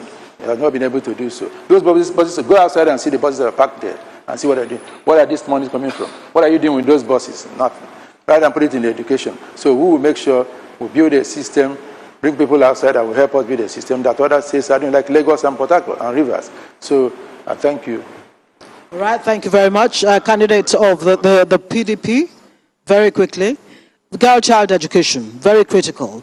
The numbers that are coming in, we're hearing that girls are beginning to drop out of school and not even enrolling in schools. The boys that used to be a source of concern are actually enrolling more than the girls. How do you plan to address that? Very, very, very pertinent question, especially for me when I started this journey. You have 2 minutes. Yes, the emphasis is on not just leveraging, but empowering the women and the youth.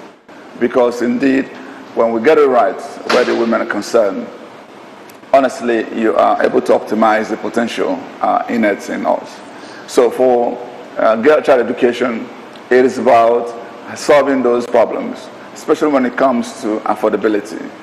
If you provide affirmative actions, making sure we help those who need help, providing bursaries, providing encouragement, and ensuring indeed that they become encouraged and become part and parcel of the first levels of education. That will go a long way. And let me also talk about the boys, because it's not just about the girls. We spoke earlier about IPOB boy, and in that regard, what I think we need to do, when we get things right in educational posture like I've atomized, and we still find people dropping to go into trade, there's a lot we can do to encourage education even in that trade. My intention is to help build a better ecosystem so that IPOB boy can get to a level not seen before. And I took time to pen this down in a new book I have just, I'm about to publish. I have a copy here. This book is about seeing how we can bring the right ecosystem, providing educational support for those who are actually in the IPOB boy, and providing support and funding as a partner, and getting them enrolled in the tax bracket by government, and also helping the banks, financial institutions, providing level of guarantee when they lend in that system, and also getting the multilateral support.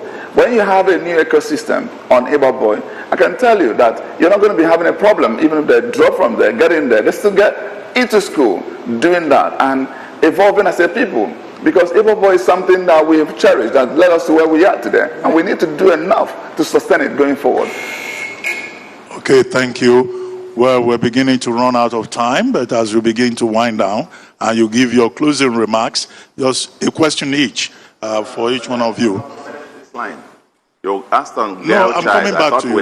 I'm coming to you. So for Professor Soludo, as we begin to wind down, you were advisor and later CBN governor under President Olusegun Obasanjo. I thought we were taking the same question on girl child before you come to that. Well, you can comment on it, but this is the main question I want to ask you because we're trying to wind down. You can respond to what he said, but I also want you to take this along. But I'm talking about, I thought you were going around on this girl child education thing. Yes, but just hold on. Let me ask you this. You take it on board with your comments. You were advisor and later CBN governor under President Obasanjo, where Senator Andy Uba here was a very close confidant. Did you have cause to relate with him at that time? And it didn't matter to you at that time, the point you are now making that, he's uneducated. The other points you wanted to make, you could go thank ahead. you very much. Yes. Thank you very much. I didn't know Andy from Adam. Wait, I met Andy Oba in the villa, the person who introduced two of us. 3 months after I had joined the government as Chief Economic Advisor was Obie Zekwesele. She's alive. After a morning prayer session, she then called two of us and said, hey, gentlemen, I hope you guys know yourselves. I said, I didn't know him. He introduced us. And from time to time, he came for this morning prayer. I was part of the 15-member inner caucus of President Obasanjo's morning prayer team. I didn't know him, never met him. He was in the, how would our paths have crossed? From what I know about his background, he was in the US as a masseur, period. So, he came in as a domestic servant who was, cleaning his shoes and dressing the beds. Where will our paths cross? So, all of a sudden, what I hear is that every Igbo man, every Igbo person who has done well in government, or if he stays in the villa there and hears that somebody he runs and calls you and says, I am talking to, sorry, you can't play that game with me. President Obasanjo is alive. Because he is alive. If you can forge everything else, you cannot lie against a man who is alive. And the first time I actually got to meet with him, sit down, was when he was running, when I was governor of Central Bank. Some 2-3 years he was running for office in 2017. And then I went to his house. I think Obi Okoli is here. We sat down where I did an analysis for him on ABBA. They were saying anybody but Andy. And that's where the first time I ever sat down with him. And in any case, whatever that is, if throwing up my name gives him a CV, I concede that to him. If he had a hand in making me, recommending to the president, whom I woke up with every morning, Monday to Saturday, every day, if he did that, thank you very much, sir. But we are talking about how to move Anambra forward. Thank you. Prof, thank you very much. But like they say, those who will be the greatest have to be servants first. All right, to you, the candidate of the APC, would you, tell us if you ever used his name to gain access. I wonder how you'd react to that. And again, you did say that Soludo is a manager and not a leader, and you facilitated his governorship of the CBN. Help us clarify that. Now, I said he's a manager and not a leader, like I said, and I mean it. Sorry, project, please. I said he's a manager and not a leader, like I said. And for you to be a leader, you must know what is happening in your environment. And he doesn't know. He's telling me he met me in the villa. How can you meet me? He met me in the villa. I wake up with the president, I sleep with the president. Say I'm a domestic staff for the president. Yes, I'm a domestic that clean the president's shoe. That's what you said. Well, he's alive today. We will tell you. He comes in to use someone to see what can happen. You call me all the time. My brother brought when they made you CBN, what do? You came to my house to say thank you.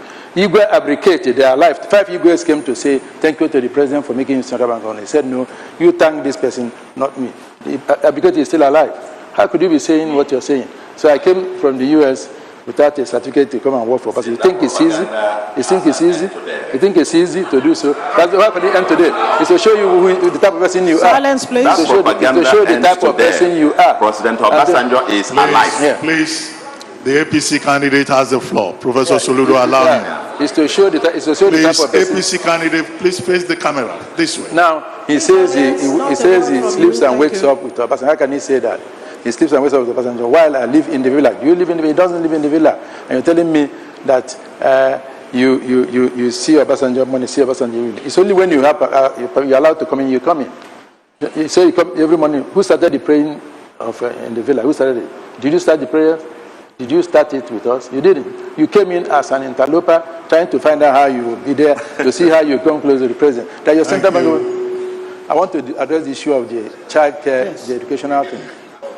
Now, I built a vocational school in my village, a big vocational school, handed it over to the state. They refused to use it to train these children for vocational work. They refused to use it today. It's there right there, big vocational school. They refused to use it. So what are they doing? The educational system has collapsed in the state. And he is part of advising the government here. Why can't you advise them well on what to do? Thank you. Well, No, too. candidate of the PDP now, you have a chance when you give your closing remarks, 2 minutes each. But before then, Valentine Ozigbo, do you have the experience to do this job? I have the best of experience for this job. Let me again recount. I am a child of grace who has done exceptionally well in anything, any endeavor. I rose from the grassroots, grew up in the villages, and eventually became the best in everything I've done. Secondary school, university, I made the best result in the department, best result in the faculty, became a chartered accountant, and became a fellow of the institute, a fellow of the Institute of Credit Administration of Nigeria, a fellow of the Institute of Taxation of Nigeria, and also professional. Became, worked in banking for 17 years, became best staff in different banking institutions, became CEO of Transcorp Hotels, where it became the best business hotel in Africa, and I was voted the best CEO of the year in the world. In Spain and in Greece, I was voted Hospitality Man of the Year, but in different years, and eventually became the president of Transcorp Group. What this job requires is not just the youthful experience, but the versatility from power to oil and gas, to agribusiness, to sports, to entertainment, to hospitality, to business development. And these are the things I'm coming to bear with. And even more importantly, I am that person who, if I don't know, I accept that I don't know. And I go to the right people, build a powerful team, and we'll get to know and start doing it. There's never one person who thinks he knows it all. And that's what one should watch out for. There's no, once you're not humble enough to accept, and you bring that arrogance that I know it all, then you're not even fit for this job, because you can't know it all. It's impossible. I can tell you. No clapping, please. Thank you. No clapping, audience. Please, thank you. You have been well behaved so far. Let's do so to the very end of this debate. Professor Charles Chukwuma Soludo, let's have your 2 minutes closing remarks. And if you can, within that, address maybe one or two things that he said, that would be awesome. But you have 2 minutes for your closing remarks, gentlemen. Thank you very much. I think we started very well. And despite the hush-push, talks about hospital, at least I am building one. Nobody else is building one. Roads, I've built 4.5 kilometers. Nobody else. I've adopted a school. Nobody else has done that. I am the person who is running for this office, my dear people of Anambra State. I offer to you my life. God has blessed me abundantly, traveled around the world, served the nation, and a grateful nation has rewarded me abundantly, honored me. I now want to, and with an excellent health at this stage of my life, I want to use the remainder of my years, days, only God knows what else is left. I want to use those to serve you people of Anambra. I don't need a penny of Anambra's money for my personal use. God has blessed me abundantly. I would devote every minute of my life, every day of the thing. I say, if I'm sworn in today, I'm running to Oboko the same day to begin the revolution. Give me the opportunity. If you hire me, I want to mobilize the creative energies of the whole of Anambra people, home and abroad in diaspora. This is about leadership. I am the only one who has done it before, who has mobilized the country to achieve those things people thought were impossible. Did the banking consolidation the world said impossible, we got it done. The Financial Times of London describes Soludo as a great reformer, and the world has celebrated, the nation has acknowledged. And I think that is the one that we're coming down to. Now I am coming. Please.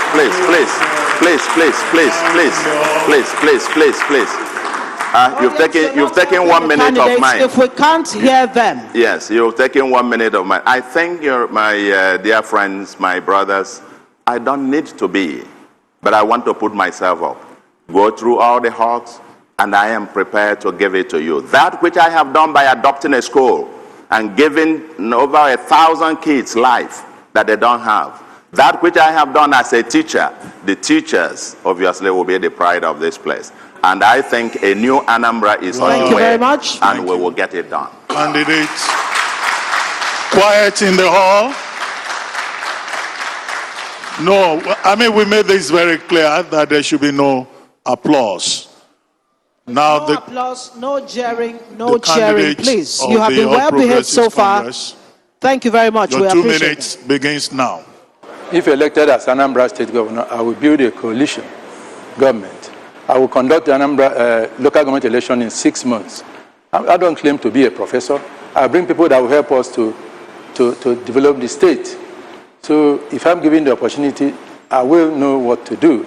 I have an experience of 16 years, 8 years with the president of Nigeria, Obasanjo, 8 years in the Senate, in legislature. So I will be the right person to run this state that knows in and out of what is going on in the country and outside the country. So I thank you, and I pray in Anambra, go out on the 6th of November and vote APC. And that APC is the government in the center. This government has not helped us. Nkai is dead. Nkai is finished. We don't have Nkai. What have they done for us? Nothing. So we join the moving train, the central government, to be able to Anambra to be attract and get things that they need. I thank you, and by God's grace, APC will win this election. No clapping, please. No clapping.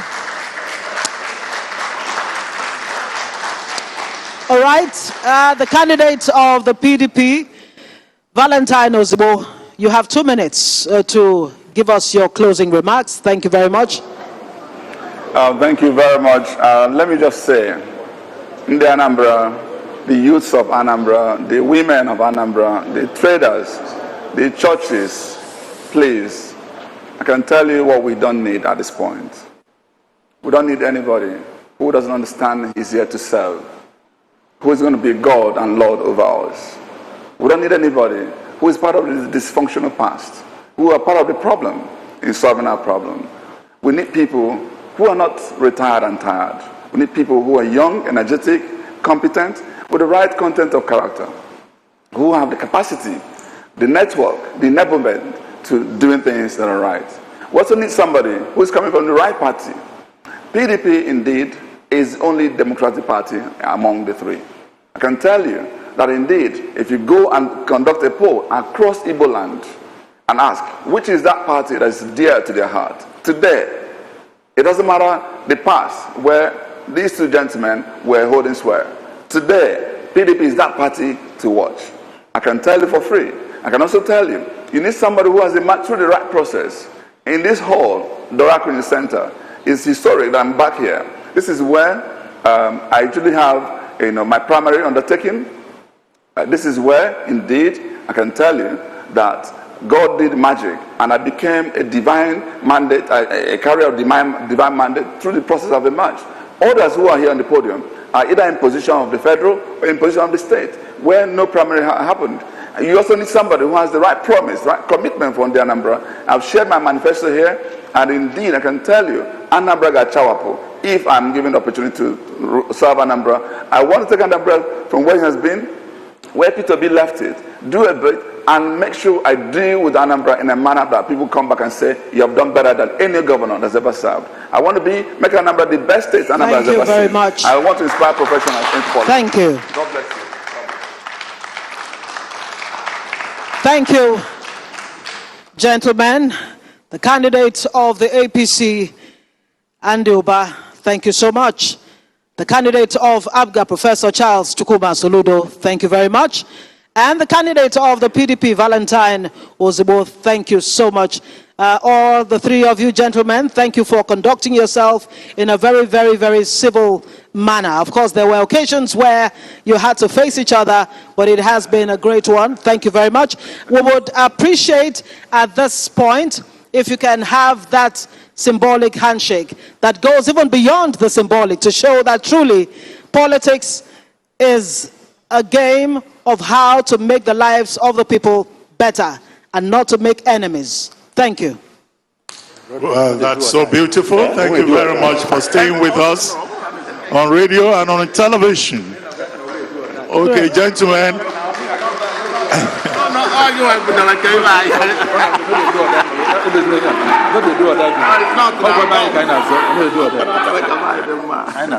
Okay, well, gentlemen, don't go off the stage yet. Please take your seats. Don't go off the stage yet. You will still have to pose for photographs.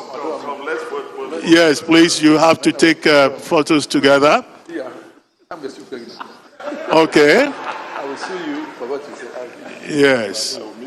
Sorry, I don't want this show in my portrait picture. Anyway, thank you very much. As you stay there to pose for the photographs. Let's work with the party that is alive. We want to thank all of you for watching. Thank you very much. He actually lobbied to be candidate of APOGA. He was rejected. Look at him. He was candidate of PDP and not win an election. He got to where I am today and never won. I'm going to teach you how to win an election. You were lobbying me to come. Who was lobbying me? How can I come to? You are going to be candidate. There is nobody here. You were begging me to come to APC. Who was begging you? You were begging that. Look at them. We don't want this pass. Live from Oka, produced by Arise Television in conjunction with Enough is Enough. Thank you very much indeed. Thank you very much. I am Ngozi Alebu.